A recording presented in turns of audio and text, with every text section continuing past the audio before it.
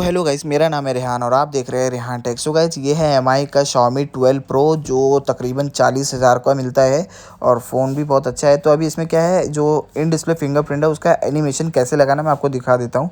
इसमें देखिए कोई एनिमेशन नहीं है, तो कैसे लगाना चलिए मैं आपको बता देता हूँ। यहाँ पर आपको सिंपली ओपन करना है, फ़ोन की सेटिंग में जाना है आपको। फ़ोन की सेटिंग में जाने के बाद आपको नीचे स्क्रॉल डाउन करना है। स्क्रॉल डाउन करने के बाद आपको यहाँ पे पासवर्ड एंड सिक्योरिटी पे जाना है। यहाँ पर जाने के बाद आपको फिंगरप्रिंट पे क्लिक करना है। जो आपका पासवर्ड है ये आपको यहाँ पर डालना है। यहाँ पर पासवर्ड डालने के बाद आपको नीचे मिल जाएगा फिंगरप्रिंट एनिमेशन, इस पर आपको क्लिक कर लेना है। यहाँ पर क्लिक करने के बाद आपको 4 से 5 ऑप्शन मिल जाएंगे जो आपके एनिमेशन होंगे इन डिस्प्ले फिंगरप्रिंट के लिए। तो यहाँ से आप कोई भी चॉइस कर सकते हैं और उसे कोई भी लगा सकते हैं गाइस।